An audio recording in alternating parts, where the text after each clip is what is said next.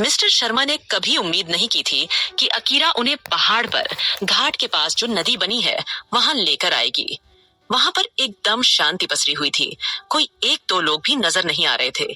वह जबरदस्ती मिस्टर शर्मा, शिरीन और मिसेस शर्मा को वहां पर लेकर आई थी।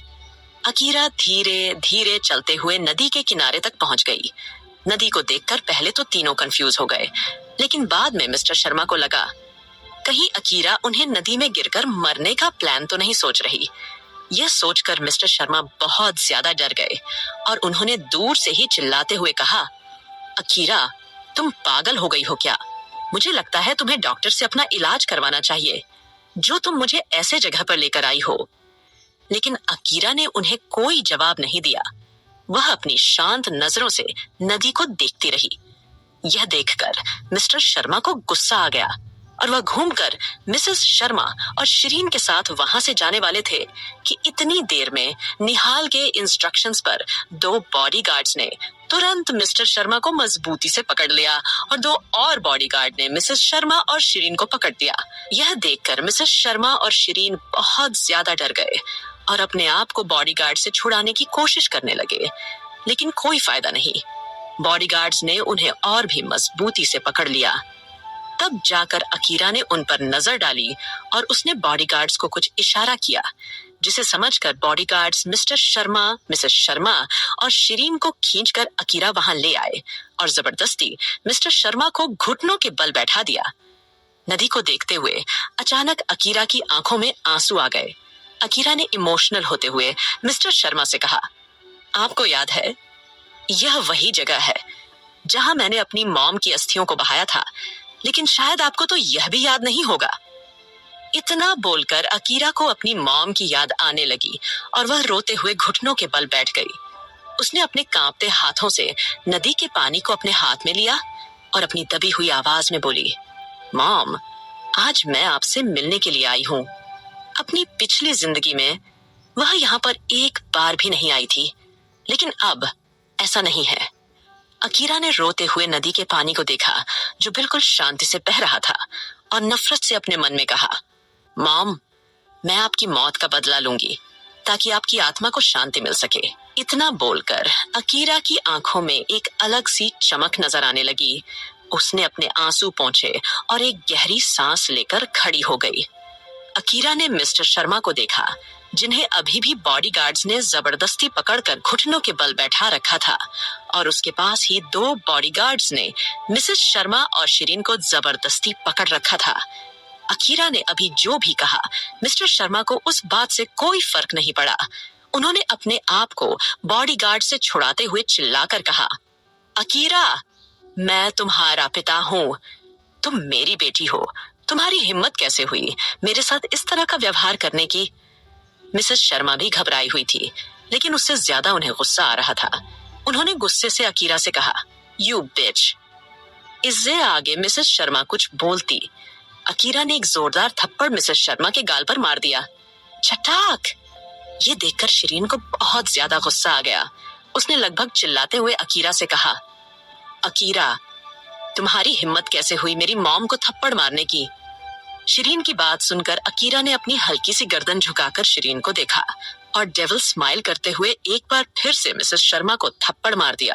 अकीरा ने इस बार इतनी जोर से मिसेस शर्मा को थप्पड़ मारा था कि उनका गाल लाल हो गया और उनके गाल पर अकीरा की 5 उंगलियों के निशान छप गए और बॉडीगार्ड के छोड़ने पर वह एकदम से नीचे गिर गई। मिसेस शर्मा गुस्से से कांप रही थी। वह जैसे तैसे करके जमीन से उठी और अकीरा की तरफ उसे मारने के लिए बढ़ी। बॉडीगार्ड्स ने उन्हें फिर से पकड़ लिया। यह देखकर मिसेस शर्मा बॉडीगार्ड से अपने आप को छुड़ाते हुए पागलों की तरह अकीरा पर चिल्लाते हुए बोली, घटिया लड़की, तुम्हें किस बात का घमंड है? देखना, वह अभिवंत भी तुम्हें एक दिन छोड़ देगा। यह सुनकर अकीरा कॉन्फिडेंस से मुस्कुराई। हाँ, मुझे घमंड है, अभिवंत मेरे साथ है। वह तो वक्त ही बताएगा कौन किसे छोड़ेगा, लेकिन उससे पहले मैं यह देखना चाहती हूँ कि आप मेरे साथ क्या करती हैं। मिसेस शर्मा इतने गुस्से में थीं कि वह गुस्से के कारण कांप रही थीं, लेकिन उनके मुंह से शब्द नहीं निकल रहे थे। अकीरा ने उन तीनों पर नजर डाली जिनके बाल बिखरे हुए थे और कपड़े भी अस्त व्यस्त हो रहे थे। यह तीनों उसकी जान के दुश्मन बने बैठे थे। अकीरा ने तीनों को देखकर नफरत से कहा, आज रात तुम तीनों पूरी रात यहीं पर रहकर मेरी मॉम से माफी मांगोगे और अपने किए का प्रायश्चित करोगे।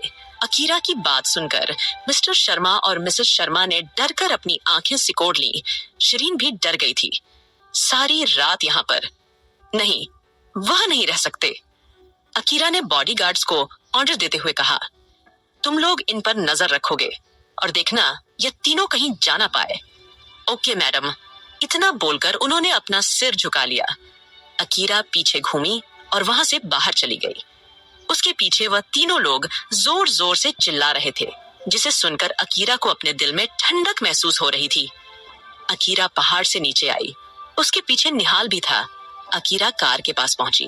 निहाल ने आगे आकर अकीरा के लिए कार का दरवाजा खोला और वह उसमें बैठने ही वाली थी, लेकिन उसने पाया कि पिछली सीट पर एक आदमी बैठा हुआ है। अकीरा शॉक्ड हो गई और उसने हैरानी से कहा, अभी वह यहाँ पर?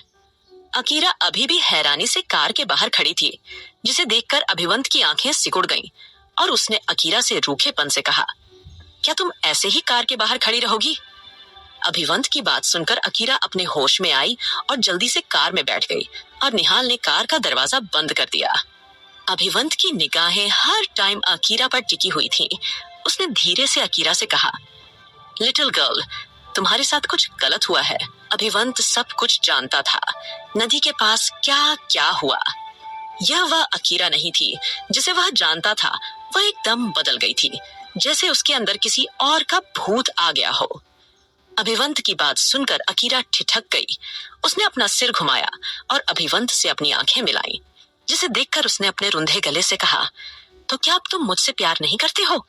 अभिवंत ने अपनी आईब्रो सिकोड़ ली और वह अकीरा से कहा, और तुम्हें ऐसा क्यों लगता है? अभिवंत देख सकता था अकीरा थोड़ी घबराई हुई थी। उसने अकीरा के सिर को प्यार से थपथपाया और उसे अपने गले लगा लिया। अभिवंत को इतना तो शक हो गया था कि अकीरा का कोई ना कोई सीक्रेट है जो वह उसे बताना नहीं चाहती, इसलिए अभिवंत ने भी उसे नहीं पूछा। अकीरा ने राहत की सांस ली, लेकिन साथ ही उसके अपने दिल में गर्माहट भी महसूस हो रही थी। अभिवंत ने अपनी वॉच में टाइम देखा और अकीरा से सॉफ्टली पूछा, लिटिल गर्ल, क्या तुम्हें भूख लगी है? क्या तुम्हें कुछ खाना है? अकीरा को बिल्कुल भी भूख नहीं थी। उसने सुबह 10 बजे ही ब्रेकफास्ट खाया था, लेकिन यह सोचकर कि अभिवंत आज ब्रेकफास्ट किए बिना ही ऑफिस चला गया था और शायद अब तक उसने कुछ खाया होगा भी नहीं, यह सोचकर उसने अपना सिर हिला दिया। अभिवंत ने अपने होंठ सिकोड़ लिए और प्यार से बोला, ओके, चलो खाना खाने चलते हैं। अभिवंत अकीरा को अपने भाई के होटल में लेकर गया था, sky Blu hotel. Sky Blu hotel Mumbai का सबसे बड़ा होटल था। यहाँ का खाना इतना अच्छा था कि पूरे मुंबई में कोई होटल इस होटल की बराबरी नहीं कर सकता। अभिवंत पहले कार से बाहर निकला, फिर उसने अकीरा के लिए कार का दरवाजा खोला, अपना हाथ अकीरा के सामने कर दिया, जिसे पकड़कर अकीरा कार से बाहर आ गई। यह पता चलते ही कि उसके बॉस के भाई अभिवंत आए हैं। मैनेजर जल्दी से उनका स्वागत करने के लिए जल्दबाजी में होटल के डोर के सामने आ गया, लेकिन जब उसने अभिवंत के साथ अकीरा को देखा तो उसके चेहरे के एक्सप्रेशन तुरंत बदल गए। सर, मिस अकीरा को यहाँ क्यों लेकर आए हैं? मैनेजर अभय ने अपने मन में सोचा। जब भी यह लड़की होटल में आती थी, वह हर जगह के सामान को बिगाड़ कर खराब कर देती थी। पिछली बार तो उसने होटल की इतनी महंगी चीज तोड़कर उसे पूरा खराब कर दिया था। अभिवंत बहुत परेशान हो जाता था, लेकिन तब भी वह अकीरा को कुछ नहीं बोलता था। इसीलिए किसी की हिम्मत नहीं होती थी वह अकीरा को कुछ भी बोल सके। वह बस जबरदस्ती मुस्कुराकर उसका स्वागत कर सकता था। मैनेजर अभय ने मुस्कुराते हुए कहा, वेलकम अभिवंत सर। फिर उसने अभिवंत के पास खड़ी अकीरा को देखा और थोड़ा रूखेपन से बोला, ओह मिस अकीरा। मिस्टर अभय, अकीरा ने मुस्कुराते हुए कहा। अकीरा ने मुस्कुराते हुए उसका नाम लिया। यह सुनकर अचानक अभय की आंखें बड़ी हो गईं। अभय ने हैरानी से अपने मन में कहा, आज मिस अकीरा को क्या हो गया? कहीं इनके सिर पर कुछ चोट वगैरह तो नहीं लग गई, जो यह मुझसे मुस्कुराते हुए बोल रही हैं? कहीं इस मुस्कुराहट के पीछे ये कुछ बुरा करने का तो नहीं सोच रही। इतना सोचकर वह परेशान हो गया। उसे डर था कि अकीरा की वजह से फिर से उनके अभिवंत सर परेशान होंगे। अनफॉर्चुनेटली अकीरा काफी अच्छे से बिहेव कर रही थी और उसने मुस्कुराते हुए अभिवंत का हाथ पकड़ लिया। यह देखकर अभय को ऐसा लग रहा था जैसे वह कोई सपना देख रहा हो। अब तो उसे पक्का लग रहा था कि मिस अकीरा के सिर में जरूर चोट लगी है, वरना आज वह मुस्कुराते हुए इतने प्यार से बिहेव कर ले। How is it possible? Abhivant भी खुश था। अकीरा के ऐसे बिहेव करने से उसकी आंखों में एक अलग सी चमक थी, लेकिन तब भी उसने बिना किसी एक्सप्रेशन के कहा, अभय, हमें क्या यहीं पर खड़े रखोगे?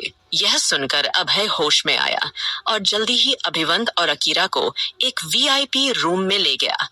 दोनों को अच्छे से बैठाने के बाद वह मुस्कुराते हुए वहां से चला गया। थोड़ी देर के बाद वेटर रूम में आया और उसने अभिवंत से उनका ऑर्डर पूछा। अभिवंत ने अकीरा को मेन्यू दिया और उसे सॉफ्टली बोला, ऑर्डर करो। अकीरा को भूख नहीं थी, इसलिए उसने लापरवाही से 2 डिशेस का ऑन ऑर्डर दे दिया। अभिवंत ने अकीरा की तरफ देखा और अपने मन में बोला, क्या उसने सुबह भी यही नहीं खाया था? क्या इस लड़की को एक ही खाना ज्यादा पसंद है? लेकिन यह बात अभिवंत ने उससे नहीं कही और उसने वेटर को डिशेस दिखाकर कुछ इशारा करके मेन्यू दे दिया और जल्दी ही उनका ऑर्डर लाने को कहा। वेटर के जाने के बाद अब वहां पर सिर्फ अभिवंत और अकीरा बचे थे। अभिवंत आराम से पीछे चेयर पर होकर बैठ गया और अकीरा को घूर कर देखने लगा। यह देखकर पता नहीं क्यों अकीरा थोड़ी नर्वस हो गई और खुद से अपने मन में बोली, अकीरा, अभी से बात करो, उसका ध्यान भटकाओ, नहीं तो इस आदमी को फिर से तुम पर शक हो जाएगा। इतना सोचकर उसने गहरी सांस ली और मुस्कुराते हुए अभिवंत को देखने लगी। वहीं दूसरी तरफ स्काई ब्लू होटल के टॉप फ्लोर पर ऑफिस में अपने सामने खड़े मैनेजर अभय की बात सुनकर अद्विक ने शॉक्ड होकर कहा, क्या तुम क्या बोल रहे हो? मेरे बिग ब्रो उस लड़की को मेरे होटल में लेकर आए हैं? इतना बोलकर अद्विक अपनी सीट से कूदकर खड़ा हो गया। क्या उसका भाई बीमार हो गया है? क्यों वह उस लड़की का पीछा नहीं छोड़ता?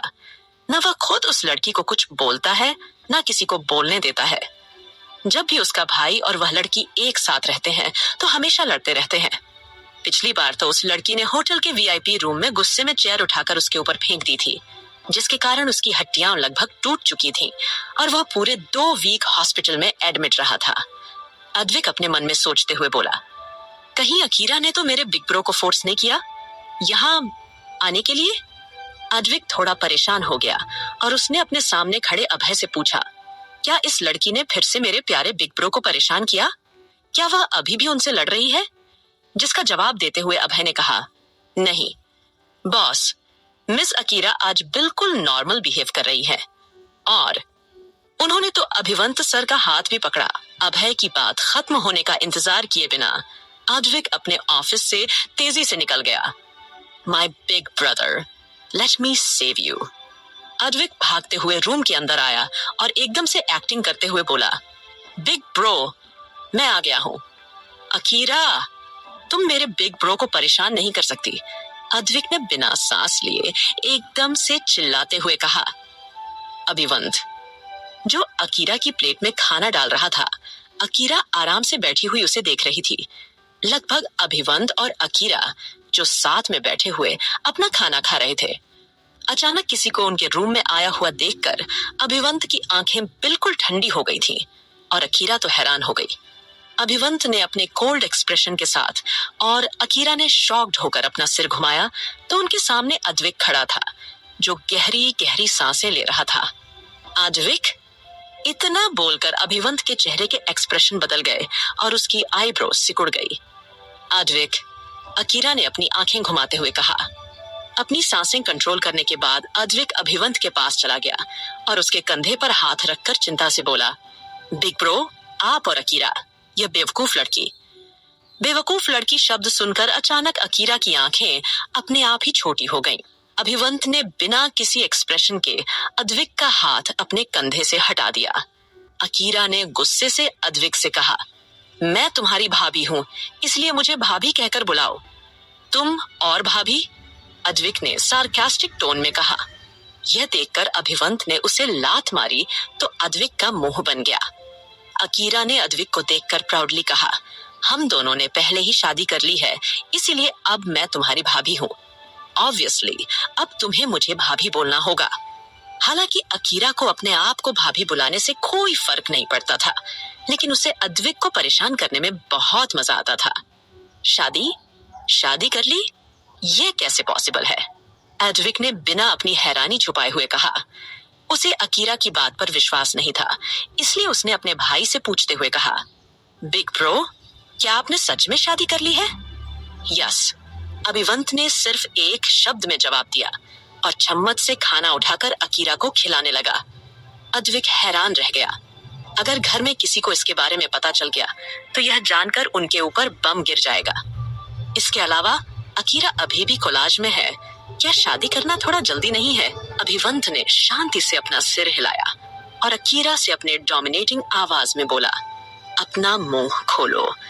अकीरा ने एक अच्छे बच्चे की तरह अभिवंत की बात मानकर अपना मुंह खोल लिया। अद्विक अपने सामने दोनों लोगों को घूर रहा था जो अपने में ही लगे हुए थे। अद्विक अपने भाई को इतने अच्छे से तो जानता था कि उसके भाई ने जरूर अकीरा के साथ जबरदस्ती शादी की होगी, लेकिन वह इसमें कुछ नहीं कर सकता था। कंटिन्यू। अब आगे क्या होगा? क्या अद्विक घर वालों को अभिवंत और अकीरा की शादी के बारे में बता देगा? अब अकीरा आगे अपना बदला कैसे लेगी? Thank you.